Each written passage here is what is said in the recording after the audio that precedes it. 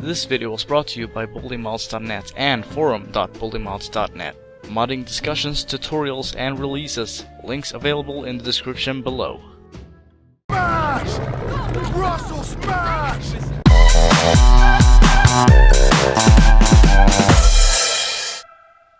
Hellos in the Hellos, my name is SWEGTA and this is my review on the Supermod 2.0 by DaBoss.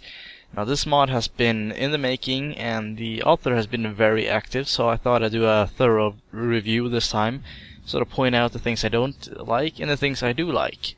So let's begin with the menu. It functions very differently from the last version.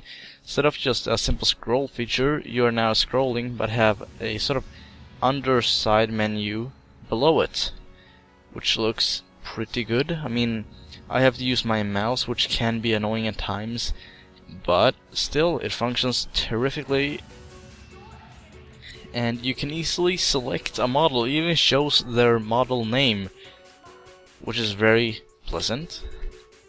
So let's go for maybe Johnny. It's, well, awesome.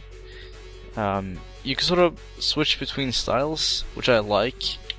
They're all loaded now, which I really like.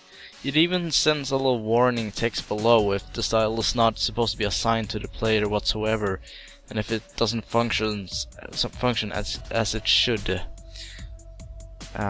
It does miss, I think, one style, which is crazy basic, but other than that, I think it has all of them. So the weapon menu I don't want to get into because, well, I try to give myself a weapon and, well, I gave myself, I don't know which one it was, but it was some form of random weapon, and it ended up making me not able to use this mod anymore, which is a real shame. But let's just try and give myself the super spot gun. Or, yeah. Yep, that messed it up. So we're back now from the super mod, which, like I said, messed up completely. But nonetheless, I'm gonna go through it. So the vehicle spawning is very different from the past version. It's way more limited now, since you cannot spawn vehicles anywhere as you please. You may get a message saying cannot spawn a vehicle here, and you'll have to go to a specific area in order to spawn that vehicle. Which I don't know why, but maybe it has to do with the solid surface that the world uses. You see, if you leave a pedestrian or character or weapon that uses physics, or maybe a vehicle in this case, in a specific region that does not usually load when you're not present, well then that vehicle or weapon or character might fall through the ground and into the water, which is underneath the entire game world. Truly an astounding phenomena, but whatever. So you can see your coordinates. It's basically the same thing as before, but it's fair enough. The trouble meter works kind of differently, since here you use your mouse for some reason in order to control how many trouble points you can have, while just next to it you use the up and down arrow in order to decide how much health you have, which sort of makes an unbalance in the whole system there. Later on you can also select a specific season, which is very lovely. So if we want to go for winter, we can easily do so. No Halloween, but nonetheless you can choose that specific setting by going to the mission select menu. Yes, this mod has a mission select menu, which is very lovely. It does miss out on a few cutscenes though, which is a real shame, and doesn't really play the entire missions at certain times, but it's very functional. So if we wanted to go for Halloween, we could easily do so. I'm not gonna do so for the sake of this review though. As always, model switching is very lovely. So we might want to go back to maybe Johnny this time. And like I said, the style switching has been improved greatly, and you can now simply just browse your models and decide which one you want to go for. So you can also create and remove pedestrians, which is very nice.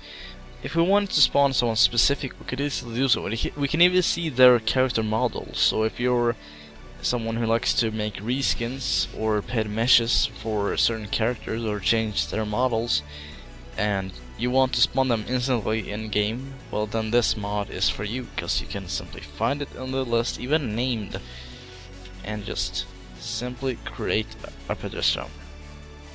You can also call them to your area and they'll stick to it. You can also recruit them, of course, even though, there we go. You can dismiss allies as well, very basic stuff. I'm not sure what this actually does, or this. I think this is just the lock on that the mod uses. For example, if you wanted to switch a character, maybe switch Mr. Lumps to maybe Lewis or Ernest, well then you can simply aim at him, sort of lock the aim onto him and press down, and he will change.